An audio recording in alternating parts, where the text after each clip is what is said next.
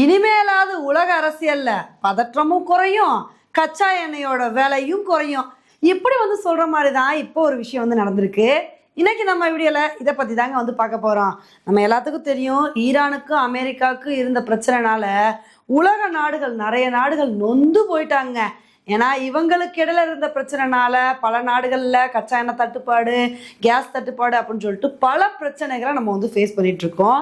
இப்படி இருக்கும்போது அந்த பிரச்சனைகள் எல்லாத்துக்குமே முற்றுப்புள்ளி வைக்கும் விதமாக தான் இப்போ ஒரு விஷயம் நடந்திருக்கு. அமெரிக்காவுக்கும் ஈரானுக்கும் இடையிலான அமைதி பேச்சுவார்த்தை ரொம்ப நாளாவே நடந்துட்டு வந்துச்சு.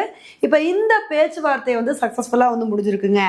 அதனோட விளைவா ஜூன் 19ஆம் தேதி அமெரிக்கா, ஈரான் இந்த ரெண்டு நாடுகளும் சுவிட்சர்லாண்டில் அமைதி ஒப்பந்தத்தில் கையெழுத்திட போகிறாங்க. இதை அமெரிக்க அதிபர் ட்ரம்ப் அவர்களே அறிவிச்சிருக்காரு. ரெண்டு நாடுகளுமே இந்த அமைதி ஒப்பந்தத்துக்கு ஒத்துக்கிட்டாங்க. அதனால கூடிய சீக்கிரத்தில் இந்த ஒப்பந்தம் கையெழுத்தாக போகுது. இந்த ஒப்பந்தத்தில் 14 அம்சங்கள் இருக்குங்க. இதில் முக்கியமான அம்சம் என்ன அப்படின்னா, ஹார்மோஸ் ஜலசந்தி முழுக்க முழுக்க திறக்கப்படணும் அப்படின்றது தான். ஏன்னா இப்போ அமெரிக்காவுக்கும் ஈரானுக்கும் இடையில இந்த பிரச்சனையில் இந்த ஹார்மோஸ் ஜலசந்தி வழியா கப்பல்கள் வர முடியாம பல நாடுகள் ரொம்ப கஷ்டப்பட்டுட்டு வந்துட்டு இருக்காங்க. இதனால தான் பல இடத்துல கேஸ் தட்டுப்பாடு, கச்சா எண்ணெய் தட்டுப்பாடுன்னு சொல்லிட்டு நிறைய போய்கிட்டு இருக்கு. ஏன்னா இந்த ஹார்மோஸ் ஜலசந்தி வழியா தான் உலகத்துக்கு தேவையான 20% கச்சா எண்ணெய் இந்த வழியா தான் போகுது. இந்த வழியா தான் வணிகம் நடக்குது. அப்படி இருக்கும்போது அந்த வழி முடக்கப்பட்டவனே பல நாடுகளுக்கு கச்சா எண்ணெய் தட்டுப்பாடு ஏற்பட்டிருக்கு. இப்படி இருக்கும்போது ஹார்மோஸ் ஜலசந்தி ஃபுல் அண்ட் ஃபுல்லாக ஓப்பன் ஆகுது அப்படின்னா பல நாடுகள் இந்த கச்சா எண்ணெய் தட்டுப்பாடு பிரச்சனையிலேருந்து வெளியே வருவாங்க. அதனால இந்த ஒரு ஒப்பந்தத்தில் இது ஒரு முக்கிய அம்சமாக பார்க்கப்படுது. இப்போ ஹார்மோஸ் ஜலசந்தியை ஈரான் ஓப்பன் பண்ணுறாங்க, அங்கே ஃபுல்லாக ஓப்பன் பண்ண ஒத்துக்குறாங்க அப்படின்னா அவ்வளோ ஈஸியாக ஒத்துக்குவாங்களா? அவங்களும் ஒரு சில கோரிக்கைகள் வைப்பாங்களா இல்லையா? அதனால அதுக்கு அமெரிக்கா என்ன பண்ண போகிறாங்க அப்படின்னா, ஈரானோட துறைமுகங்கள் மேலே தடைகள் வச்சுருந்தாங்க இல்லையா, அந்த தடைகளை தற்காலிகமாக நிறுத்தி வைக்க போகிறாங்க. அது மட்டும் இல்லாமல் ஈரான் மேலே பொருளாதார தடைகள் புதுசாக போட்டிருந்தாங்க, அதையும் இப்போதைக்கு தற்காலிகமாக நிறுத்தி வைக்க போகிறாங்க. ஸோ இதுக்கு கைமாறா ஈரானும் என்ன பண்ண போகிறாங்க அப்படின்னா, அவங்களோட அணு ஆயுத திட்டத்தை தற்காலிகமாக நிறுத்தி வைக்க போகிறாங்க. யுரேனியம் செறிவூட்டுறதையும் இப்போ டெம்பரவரியாக நிறுத்தி வைக்க போகிறாங்க. இப்போ இதனால தான் இந்த பேச்சுவார்த்தை சுமூகமாக முடிஞ்சிருக்கு. அமெரிக்காவோட கோரிக்கைகளை ஈரானும் ஏற்றுக்கிட்டாங்க, ஈரானோட கோரிக்கைகளை அமெரிக்காவும் ஏற்றுக்கிட்டாங்க. இதனால இந்த ரெண்டு நாடுகளும் ஜூன் 19ஆம் தேதி அமைதி ஒப்பந்தத்தில் கையெழுத்திட போகிறாங்க. இப்போ இந்த ஒரு விஷயத்தை தான் உலக நாடுகள் எல்லாருமே உற்று நோக்கி பார்த்துட்டு இருக்காங்க. இப்போ இந்த ரெண்டு நாடுகளும் அமைதி ஒப்பந்தத்தில் கையெழுத்திட போகிறோம் அப்படின்னு சொல்லிட்டு ஒத்துக்கிட்டோன்னே இதை பல பேர் வரவேற்றுட்டு வந்துட்டு இருக்காங்க.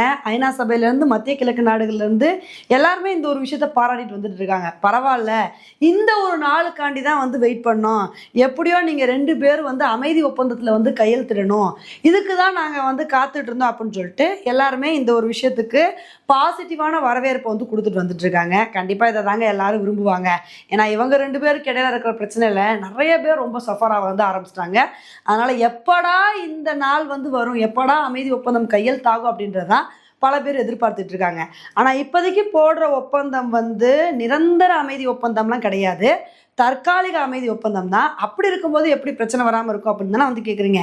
இது என்னதான் தற்காலிக அமைதி ஒப்பந்தமாக இருந்தாலும் இந்த ஒப்பந்தம் போட்டு அடுத்த 60 நாட்களில் எந்த ஒரு போரோ எந்த விதமான பரபரப்பும் இருக்காது. ரெண்டு பேரும் அமைதியாக அவங்களோட வேலையை பார்ப்பாங்க. ஹார்மோஸ் ஜலசந்தி ஓப்பன் ஆனாலே உலக அரசியலில் பாதி பிரச்சனைகள் குறைஞ்சிரும். ஏன்னா இன்னைக்கு அமைதி ஒப்பந்தம் ஜூன் 19ஆம் தேதி கையெழுத்திடுறோம் அப்படின்னு சொன்னோடனே இன்னைக்கு உலக அளவில் கச்சா எண்ணெயோட விலை சரிய ஆரம்பிச்சிருக்கு. 4% சரிஞ்சிருச்சு.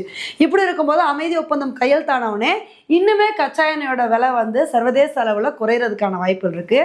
ஸோ அந்த மாதிரி குறையும் போது பெட்ரோலோட விலையும் குறையும், டீசலோட விலையும் குறையும். இதனால பொதுமக்கள் பயனடைவாங்க. ஏன்னா இவங்க ரெண்டு பேருக்கு இடையில இருந்த பிரச்சனைனால பொதுமக்கள் ரொம்பவே பாதிக்கப்பட்டாங்க. இப்போ அந்த ஒரு நிலைமை மாறணும் அப்படின்னு தான் நம்ம எல்லாருமே எதிர்பார்த்தோம். இப்போ இந்த விஷயத்தை தான் நம்ம இந்தியாவும் எதிர்பார்த்தோம். ரெண்டு பேரும் மாற்றி மாற்றி சண்டை போட்டுகிட்டே இருந்தீங்க அப்படின்னா அதனால ஒரு தீர்வும் கிடைக்காது. உட்காந்து பேசுங்க, பேச்சுவார்த்தை தான் எப்பயுமே தீர்வை கொடுக்கும் அப்படின்னு சொல்லிட்டு நம்ம இந்தியா எந்த ஒரு பிரச்சனையிலையுமே பல முறை சொல்லியிருக்கோம். கடைசியில் இன்னைக்கு அதுதான் நடந்திருக்கு.